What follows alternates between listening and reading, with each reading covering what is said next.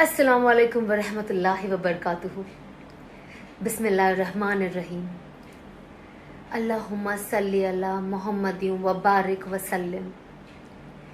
अल्लाह पाक का शुक्र, एहसान और इनाम हुआ कि अल्लाह पाक ने हमें माह मुबारक रमज़ान मुबारक के अंदर दाखिल फरमाया और रहमत के अशरे से हमें आसानी से गुजार दिया। अल्लाह की रहमतें हम पर और पूरी उम्मत पर नाजिल हो। अल्लाह पाक हमारी टूटी फूटी इबादतें जो उसमें हमने की उसे कबूल अता फरमाए और अल्हम्दुलिल्लाह अभी हम मग़फ़िरत के अशरे से गुज़र रहे हैं, जिसके ऑलमोस्ट 5-6 रोज़ होने आए हैं और आगे जो आने वाला आखिरी अशरा, आखिरी जो 10 दिन है, वो जहन्नम की आग से आज़ादी का वक्त है। अल्लाह पाक हम सबको जहन्नम की आग से आज़ाद फरमाए। अल्लाहुम्मा अजिरना मिनन्नार, अल्लाहुम्मा अजिरना मिनन्नार। जितना हो सके इसे पढ़े।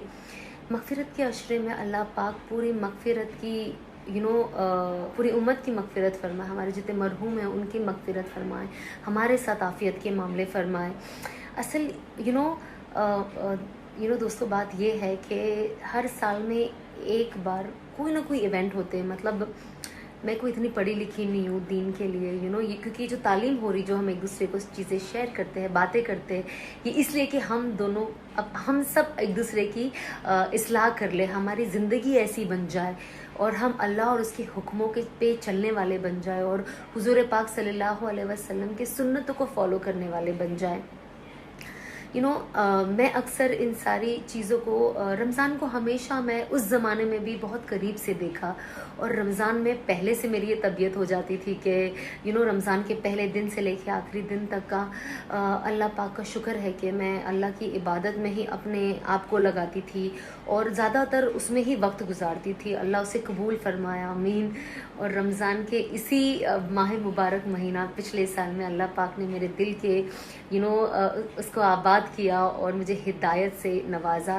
ये जो महीना है ना, हिदायत का महीना है, ये महीना दावत का महीना है, ये महीना लोगों के साथ खैर खाई का, खैर करने का महीना है। आज की तारीख में सिर्फ हमारी उम्मत नहीं, पूरी इंसानियत परेशान है। और जो इंसानियत है ना, हर जितने भी इंसान हैं अल्लाह के बंदे, तो अल्लाह से हम रहम की भीख मांगे, शिफा की भीख मांगे और अल्लाह पाक को कहे कि सारे लोगों के ऊपर आसानी फरमाए, आफ़ियत करे। तो रमज़ान जो है ना, हिदायत का महीना है। जितने भी नबी आए हैं, जितनी भी किताबें थी, तौरात, इंजील, ज़बूर और जो भी आसमानी किताबें थी, सब रमज़ान में नाजिल हुई।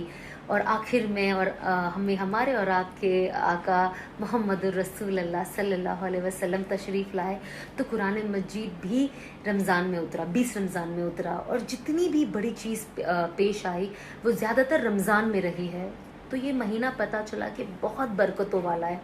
तो रमज़ान का जो मतलब है, मैंने अपने शौहर से पता किया तो पता चला कि जब आप उसे उर्दू के अंदर अरबी का ये है कि जल जाना, रमज़ान जल जाना, रमज़ान जल जाने का नाम है। तो इसके अंदर जिस्म के अंदर रोज़े की एक शिद्दत होती है और रोज़े का नाम है कि कि पेट का खाली रहना, प्यासा रहना। वो सिर्फ रोज़ा नहीं है। ऐसे बहुत से लोग रहते हैं जो खाते नहीं है, पीते नहीं है, पर उससे कुछ हासिल नहीं होता। रमज़ान हमें ना ज़िंदगी गुजारने का तरीका सिखाता है, रोज़ाना ज़िंदगी हमारी कैसी होनी चाहिए। और रोज़े से हमारे अंदर ना तकवा पैदा होता है और अल्लाह का ताल्लुक़ पैदा हो जाता है, इबादतों का शौक़ पैदा हो जाता है, सुन्नतों पे चलने वाली ज़िंदगी बन जाए, लोगों के साथ अच्छी सलूक, अच्छा अखलाक हमारे अंदर आ जाए कि हम लोगों के साथ अच्छे से रहे। और हम चाहते हैं कि हमारी थ्रू आउट द ईयर भी ज़िंदगी वैसी ही रहे जैसे हमारी रमज़ान में रहती है। क्योंकि रमज़ान के महीने के अंदर कहते हैं अल्लाह पाक एक भट्टी बनाता, जहाँ तक मैंने सुना है। और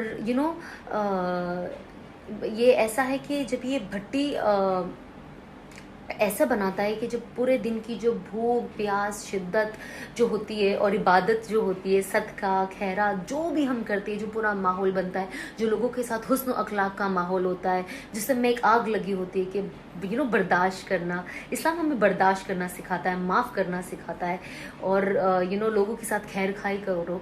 और रोज़े की वजह से प्यास और भूख की शिद्दत, पेट के मादे का खाली होना, उससे एक आग लगती है हमारे जिस्म में।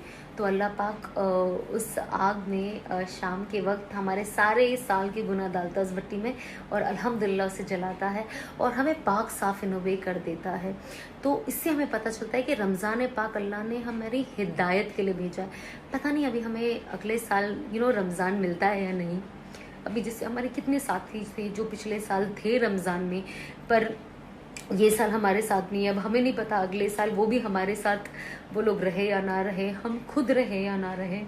तो हमें अल्लाह से भलाई मांगनी चाहिए हमारे लिए, और रमज़ान के इस माहौल को बाकी रखने के लिए हमें वही अमाल करना है कि रमज़ान में हमने देखा है कि कितनी बरकतें हो जाती है, सुकून हो जाता है, क्योंकि हम गुनाहों से प्यासे, बहुत सारे ऐसे गुनाह जो अल्हम्दुलिल्लाह हम रमज़ान में छोड़ देते हैं। और अगर यही गुनाह हम अदरवाइज़ भी छोड़ दें पूरे साल, और जैसे हम इबादत की कसरत करते हैं, हर चीज़ जो हम बाकी रखें पूरे साल, तो पूरी ज़िंदगी हमारी रमज़ान जैसी बन जाएगी। मैंने मेरे शौहर से सुना है कि एक बुज़ुर्ग कहते थे कि ज़िंदगी ऐसे गुजारो जैसे रमज़ान, तो मौत ऐसे आएगी जैसे ईद का चांद। ईद का दिन हर एक को खुशी होती है, बच्चा बूढ़ा हर कोई खुशी मना रहा होता है कि ईद आ गई, ईद आ गई। तो ज़िंदगी ऐसे गुजारनी चाहिए कि रमज़ान जैसी और रमज़ान मुबारक जैसी हो। तो मैं इसीलिए इस रमज़ान मुबारक को इतनी अहमियत हम सबको देना है। बट मैं, ठीक है, मेरी हिदायत का ज़रिया रमज़ान बना है और मैंने इसको बाकी रखा, और मैंने पिछले साल ये अहद और फैसला किया था कि अब मैं अल्लाह की इताअत करूँगी और सही राह पे चलूँगी। और अल्लाह ने ऐसी मदद मेरी फरमाई, ऐसी मदद फरमाई कि जैसे रमज़ान में मेरे साथ होती है वैसे अल्हम्दुलिल्लाह मेरा पूरा साल गुजर गया, और अल्हम्दुलिल्लाह अभी भी गुजर रहा है।